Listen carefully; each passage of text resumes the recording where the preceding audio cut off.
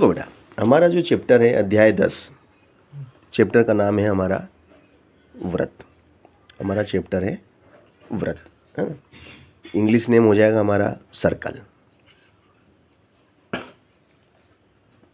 ठीक है। तो देखिए, व्रत की हम बात करें तो व्रत से हम भली भांति परिचित हैं कि जैसे कि ये हमारा एक बिंदु है, ये हमारा बिंदु ओ है, ये हमारा बिंदु ओ है ना। ये स्थिर बिंदु है हमारा, स्थिर बिंदु ओ। और एक बिंदु और है हमारे पास जो कि पी है, जो कि चलायमान है।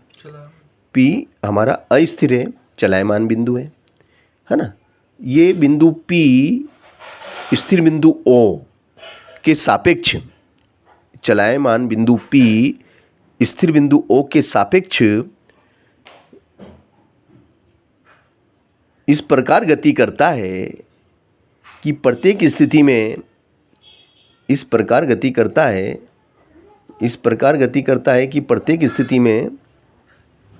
प्रत्येक स्थिति में इससे इसकी दूरी बराबर बनी रहती है। इस प्रकार गति करता है कि प्रत्येक स्थिति में इससे इसकी दूरी बराबर बनी रहती है।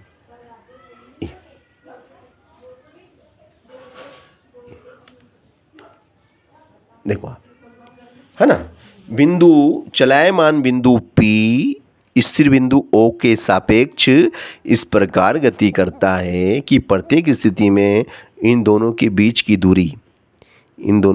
दूरी स्थिर बनी होती है। अब ये बिंदु अगर चल के मान लो यहाँ पे आ गया तो भी यहाँ से यहाँ तक की दूरी कितनी है, R। और उठ के मान लो ये बिंदु यहाँ पे आ गया, ये उठ के बिंदु यहाँ आ गया तो भी इससे इसकी दूरी वही R जो कि एक है ना। तो इस प्रकार का जो बिंदु पथ है, ये एक बिंदु पथ बना, है ना। इस बिंदु पथ को हम क्या बोलेंगे, ये जो बिंदु पथ है ना आपका, ये बिंदु पथ आपका क्या कहलाएगा, व्रत कहलाएगा। इस बिंदु पथ को हम व्रत कहते हैं। और इन स्थिर बिंदु O और चलायमान बिंदु P के बीच की दूरी को R कहते हैं, जिसको हम R से दर्शाते हैं। और इसका नाम है त्रिज्या। क्या नाम है इसका, इसको त्रिज्या OP आपका क्या है, OP आपका त्रिज्या R है। तो किसी व्रत में असंख्य त्रिज्याएं होती हैं। त्रिज्याएं क्या होती हैं, असंख्य त्रिज्याएं होती हैं। और बिंदु O जो इसका केंद्र है ना। जैसे मान लो अब इसको हम आगे तक दोनों तरफ बढ़ाएं, जैसे ये है ना, ये तो ये यहाँ पे आ गया। अब बिंदु P यहाँ पे आ गया तो ये POP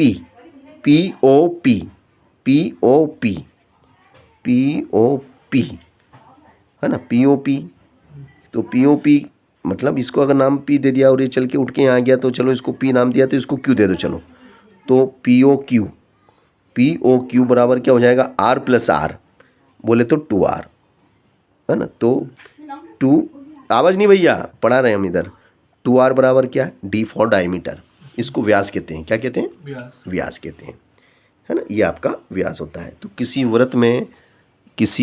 व्रत में असंख्य व्यास होते हैं, असंख्य त्रिज्याएं होती हैं। और जैसे ये व्रत है तो मैंने ये इसकी क्या कहलाती है, किनारा।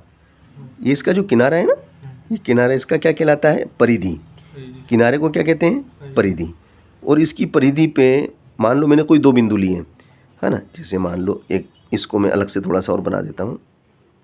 जैसे मान लो मैंने एक किनारे पे एक बिंदु यहाँ पे मैंने A लिया और एक इस किनारे पे बिंदु B ले लिया। तो इसके किनारे पे मैंने दो बिंदु लिए हैं, इस तरफ A और इस तरफ B। तो इन दोनों बिंदुओं को मैंने मिला दिया तो ये AB क्या है, AB इसकी जीवा है। AB क्या है, व्रत की जीवा। AB को व्रत की जीवा कहते हैं। और किसी व्रत में जैसे ये एक बिंदु यहाँ ले लिया, एक बिंदु यहाँ ले लिया, तो ये जीवा होगी। ये भी जीवा है, ये भी जीवा है, ये भी जीवा है, ये भी जीवा है, ये जीवा है, ये जीवा है ना। ये इसका केंद्र है, ये जीवा है, ये जीवा है। और ये इसके केंद्र से जाने वाली जीवा। केंद्र से जाने वाली जीवा को, है ना, मान लो इसको नाम देते हैं हम COD। तो केंद्र से जाने वाली जीवा, ये केंद्र O है, तो केंद्र से जाने वाली जीवा वृत्त की सबसे बड़ी जीवा होती है ना। केंद्र से, वृत्त के केंद्र से गुजरने वाली, वृत्त के केंद्र से गुजरने वाली, वृत्त के केंद्र से गुजरने वाली जीवा, वृत्त के केंद्र से गुजरने वाली जीवा को व्यास कहते हैं। क्या कहते हैं? व्यास कहते हैं। समझ गए ना? सबसे बड़ा जीवा व्यास कहलाती है। ठीक है, तो किसी वृत्त में असंख्य जीवाएं होती हैं। क्या होती हैं? असंख्य जीवाएं होती हैं, असंख्य व्यास होते हैं, असंख्य त्रिज्याएं होती हैं, और उसका वृत्त का जो किनारा होता है या चलायमान बिंदु का जो बिंदु पथ होता है उसको उसकी परिधि कहते हैं। क्या कहते हैं इसको? किनारे को परिधि कहते हैं, इसको हम परिधि कहते हैं। ठीक है ना? तो वृत्त की परिधि का सूत्र तो आपको याद ही होगा। वृत्त की परिधि, वृत्त की परिधि होती है बेटा 2πr। क्या होती है? 2π। पाई आपका एक कांस्टेंट है, पाई एक स्थिरांक है। पाई क्या है? पाई एक स्थिरांक है जिसका मान 22/7 होता है ना। पाई का मान 22/7 होता है। पाई एक स्थिरांक है, ठीक है ना। और अब जो परिधि मतलब किनारे की लंबाई है ना, ये जो किनारा है ना इसकी लंबाई को परिधि कहते हैं, है ना, जिसको हम इस सूत्र की मदद से बड़ी आसानी से याद कर सकते हैं। जैसे मान लो ये रबड़ की रिंग है, यूँ समझो कि ये रबड़ की रिंग है। अब ये रबड़ की रिंग है और इसकी हमें त्रिज्या मालूम है कि इसकी त्रिज्या यहाँ ये त्रिज्या है, यहाँ से यहाँ तक की त्रिज्या r बराबर मान लो 7 सेंटीमीटर है। r बराबर कितना है? 7 सेंटीमीटर है। तो अब इस रिंग की त्रिज्या 7 सेंटीमीटर है, तो इसकी परिधि कितनी होगी, यानी कि इसके जो किनारे की लंबाई कितनी होगी, इसके किनारे की लंबाई कितनी होगी वो हमें निकालना है। तो हम सूत्र से भी निकाल सकते हैं और बिना सूत्र के भी निकाल सकते हैं कि भाई ये जो रिंग है, चाकू से यहाँ से इसको काट देंगे, चाकू से काट के लंबी कर लेंगे, ये इतनी लंबी हो जाएगी। चाकू से काट लिया, चाकू से काट के खींच लिया, एक सिरा A और दूसरा B, ये इतना लंबा। फिर इसको स्केल से नाप लिया, इसको स्केल से नाप लिया तो मालूम पड़ गया किनारा कितना लंबा था।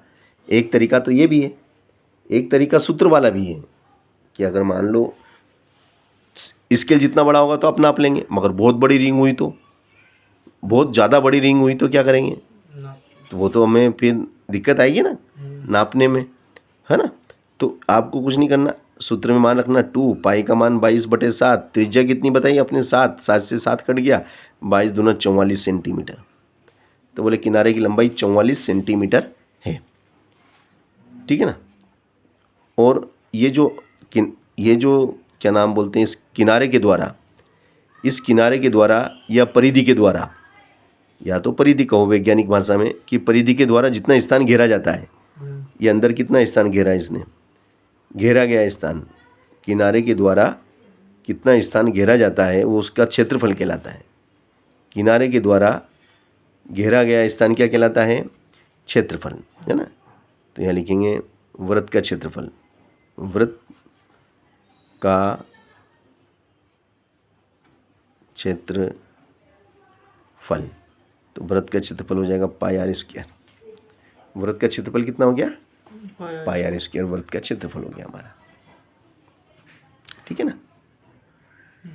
अब देखिएगा कितना स्थान इसने घेरा, इस सूत्र से भी हम निकाल सकते हैं, ठीक है ना। अब जैसे कि मैंने एक और एग्जांपल के लिए मैं बना देता हूँ। जैसे मान लो मैंने ये एक वृत्त बनाया, ये इसका केंद्र है, ठीक है ना, और इसकी परिधि में मैंने 2 बिंदु लिए, A और B। एक बिंदु A लिया, एक बिंदु B लिया। ये A को O से मिला दिया तो ये इसकी क्या है? त्रिज्या है। O को B से मिला दिया, ये क्या है? त्रिज्या है। तो दोनों त्रिज्याओं के द्वारा, दोनों त्रिज्याओं के बीच में कितने डिग्री का कोण बना? अब दोनों त्रिज्याओं के बीच में माना थीटा कोण बना। कितना बना? थीटा कोण बन रहा है। थीटा न्यून कोण है ना, कितना भी डिग्री का हो सकता है, 60 डिग्री का, 40 डिग्री का, 45 डिग्री का, 120 का, है ना, कितना भी हो सकता है, अधिक कोण भी हो सकता है, सरल कोण भी हो सकता है ना, जो भी है। तो अब ये जो एक त्रिज्या खंड बना है, दो त्रिज्याओं के बीच में जो घेरा गया स्थान है ये वाला, ये कितना स्थान घेरा है इन्होंने, ये स्थान कितना घेरा है, ये क्षेत्रफल हमें निकालना है ना। तो त्रिज्या खंड का क्षेत्रफल क्या बोलेंगे इसको, त्रिज्या खंड का क्षेत्रफल, त्रिज्या खंड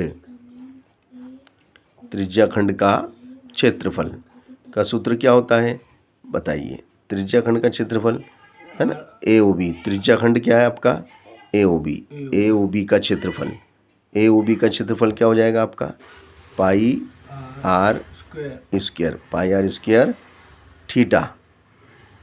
थीटा बटे 360, ये इसका सूत्र है ना।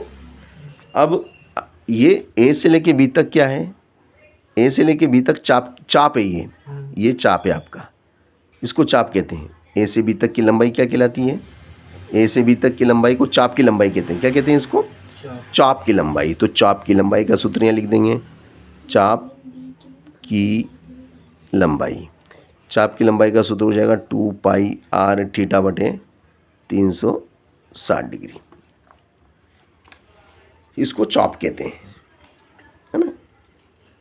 तो अगर हमें त्रिज्या मालूम हो, अगर हमें त्रिज्या ज्ञात है और थीटा ज्ञात है, त्रिज्या और थीटा अगर हमें मालूम है तो हम बड़ी आसानी से त्रिज्या खंड का क्षेत्रफल और चाप की लंबाई ज्ञात कर सकते हैं। फॉर एग्जाम्पल के लिए हम आपको बता देते हैं, अगला प्रश्न देते हैं हम, देखो एग्जाम्पल से समझ लेंगे कि भाई कैसे हम इनका सदुपयोग करेंगे, है ना, किस प्रकार से इनका उपयोग किया जाता है वो हम आपको बताते हैं। देखो जैसे मैंने ये प्रश्न दिया भाई, ये हमारा प्रश्न है कि एक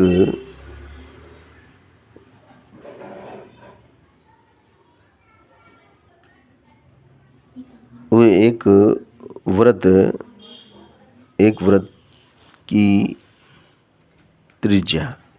की त्रिज्या 14 सेंटीमीटर व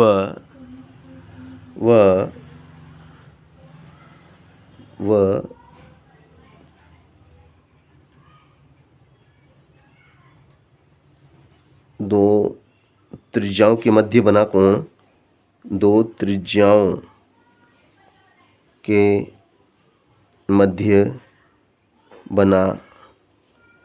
कोण 60 डिग्री है, तो इस त्रिज्या खंड का क्षेत्रफल ज्ञात करो।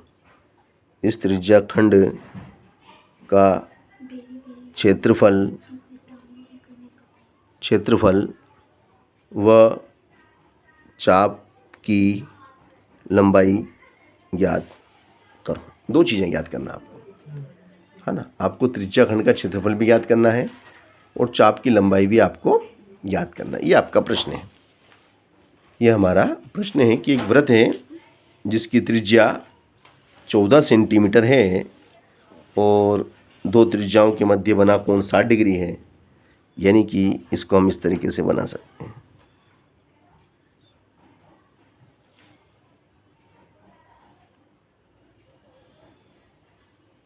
ये केंद्र है और ये एक त्रिज्या ये है और एक त्रिज्या ये और यहाँ बना कोण 60 डिग्री का, और ये A और B, ठीक है ना, ये 60 डिग्री का कोण है।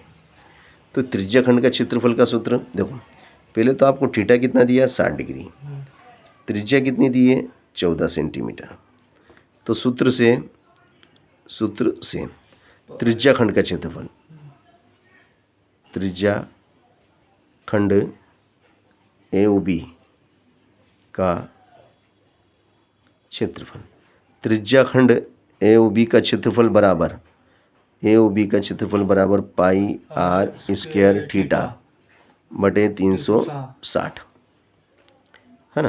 तो भैया A फॉर एरिया बराबर पाई का मान 22/7, आर का कितना दिया 14 की घात 2 गुणित थीटा 60 डिग्री, तो वो बटे में कितना भैया 360 से ये कट गया 6 6 36।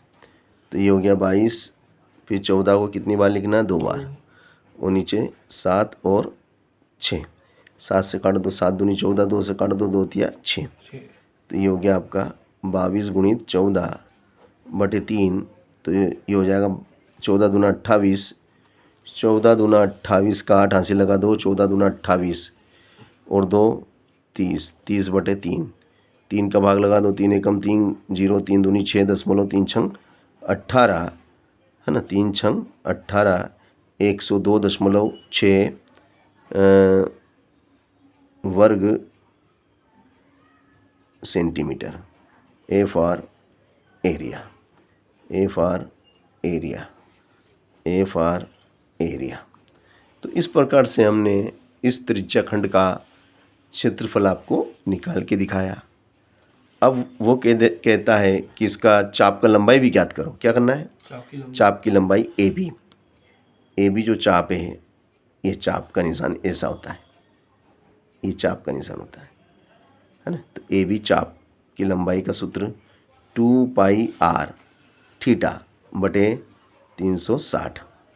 तो 2 पाई कितना? 22 बटे 7, आर कितना? 14 गुणित थीटा कितना?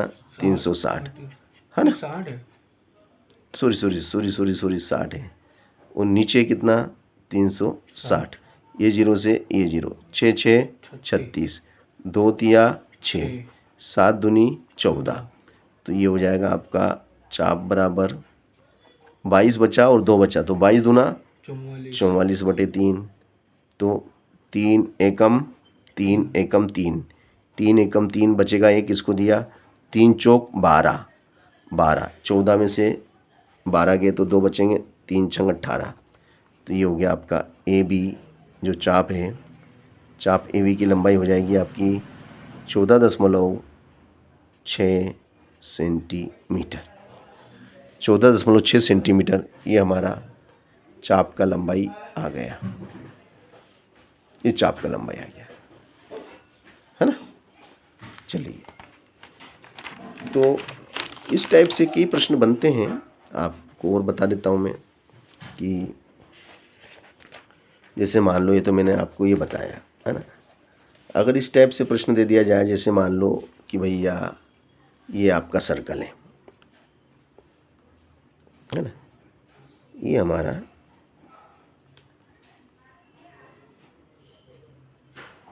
सर्कल है और ये हमारा सेंटर है, ठीक है ना, ये हमारा केंद्र है, ओ है। और कोई भारी बिंदु P कोई भारी बिंदु P है, P हमारा भारी बिंदु है। अब इस भारी बिंदु P से, इस भारी बिंदु P से इस वृत्त पर कितनी स्पर्श रेखाएं खींची जा सकती हैं? स्पर्श रेखाओं का मतलब होता है इसको टच करके निकलने वाली रेखाएं। देखो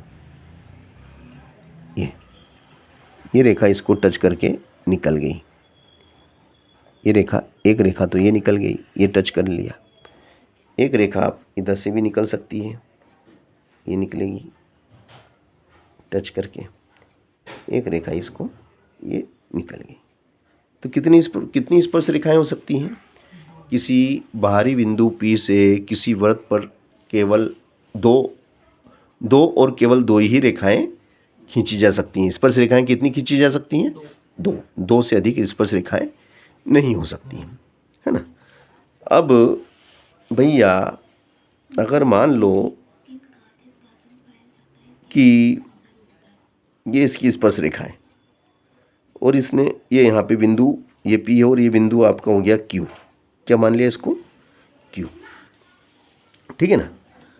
अब जो स्पर्श रेखा की लंबाई है ना, स्पर्श रेखा की जो लंबाई है वो हम मान लेते हैं कि भाई स्पर्श रेखा की लंबाई जो है वो 8 सेंटीमीटर है। कितनी है?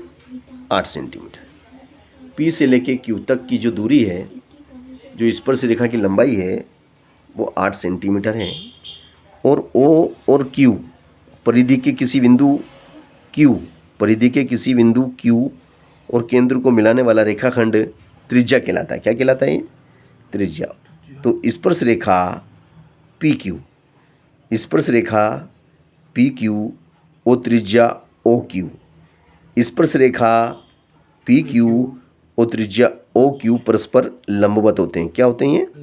इन पे 90 डिग्री का कोण बनेगा। यहाँ 90 डिग्री का, ये 90 डिग्री का कोण बनता है, लंबवत होते हैं। और ओ जो इस माना कि इसकी त्रिज्या आपके लिए इसमें हम मान लेते हैं 6 सेंटीमीटर। क्या मान लेते हैं? 6 सेंटीमीटर है। तो बिंदु ओ से बिंदु पी के बीच की दूरी वृत्त के केंद्र से बाहरी बिंदु के बीच की दूरी ज्ञात कीजिए।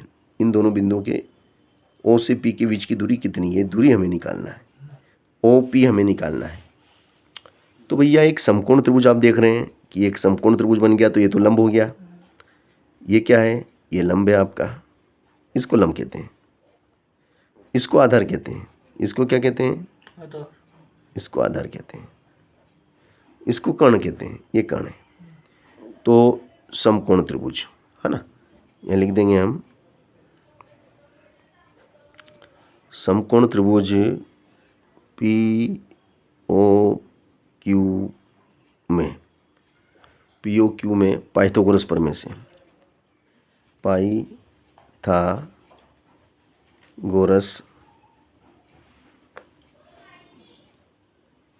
प्रमेय से। तो पाइथागोरस प्रमेय क्या कहती है कि भैया कर्ण का वर्ग बराबर लंब का वर्ग प्लस आधार का वर्ग। तो कर्ण क्या है आपका? ओपी। तो ये हो जाएगा ओपी का वर्ग बराबर लंब क्या है? ओ क्यू, ओ क्यू का वर्ग। नहीं 6 ना, हाँ 6 है ना, तो 6 भी लिख दो है ना, डायरेक्ट 6 लिख दो। चलो 6 लिख दो, 6 का वर्ग प्लस 8, आधार 8 का वर्ग। तो 6 का तो हो गया 36, 8 का हो गया 64 और ये ओपी का वर्ग। और भैया वर्ग घटेगा तो क्या? देखो ओपी का वर्ग, ओपी का वर्ग बराबर कितना? 100। तो वर्ग घटेगा तो क्या लगेगा? वर्ग। तो ओपी बराबर क्या हो जाएगा आपका? 10 गुणित 10। तो ओपी बराबर आ गया 10 सेंटीमीटर। उत्तर आ गया। कठिन के सरल है ना। तो इस टाइप से भी प्रश्न परीक्षा में पूछे जाते हैं है ना। तो देखो अब अगला लेते हैं हम कि भैया 5 सेंटीमीटर और 3 सेंटीमीटर त्रिज्या के दो वृत्त परस्पर बाहरी रूप से स्पर्श करते हैं, तो केंद्रों के बीच की दूरी ज्ञात कीजिए। देखो भैया ये प्रश्न बहुत प्यारा प्रश्न दिया इसने। ये प्रश्न है हमारा कि अगला प्रश्न है कि भाई 5 सेंटीमीटर त्रिज्या का वृत्त है एक हमारा जो वृत्त है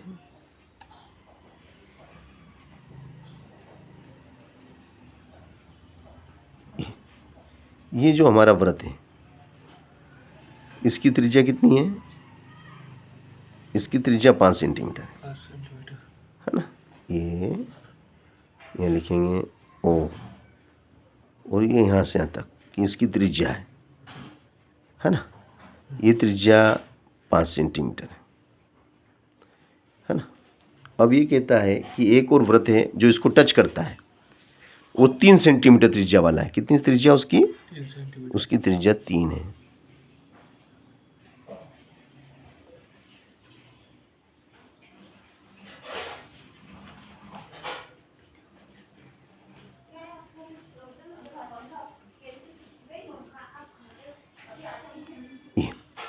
ये इसका सेंटर है और ये यहाँ से यहाँ तक किसकी त्रिज्या है और ये कितनी है?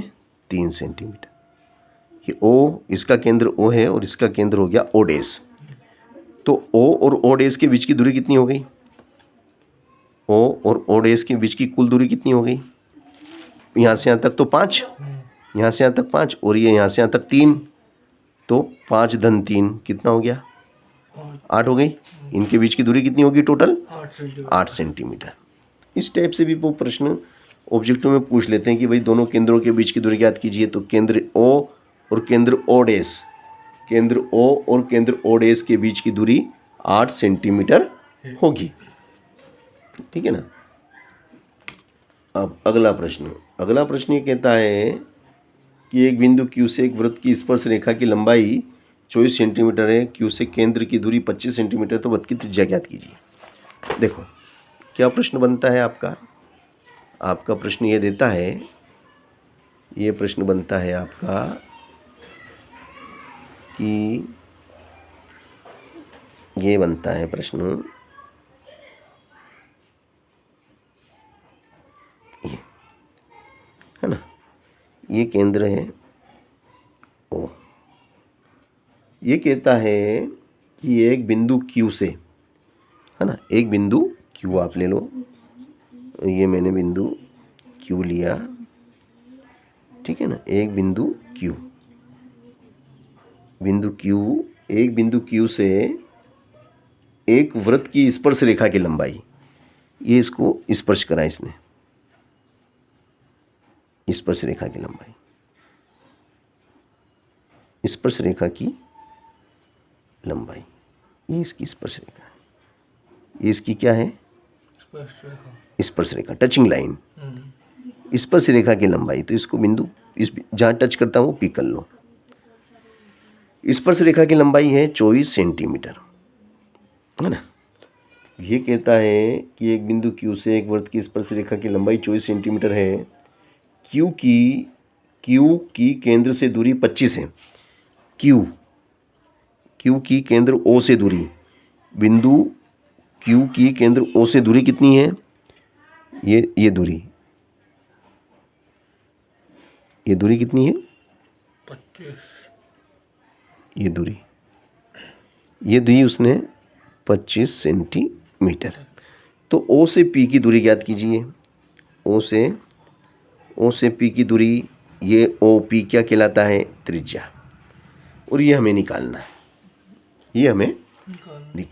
तो ये लिखेंगे समकोण त्रिभुज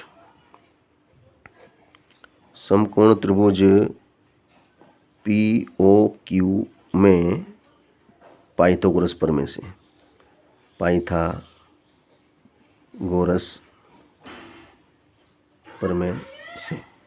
तो भैया पाइथागोरस प्रमेय क्या कहती है, हमें मालूम है, कर्ण का वर्ग बराबर लंब का वर्ग प्लस आधार का वर्ग।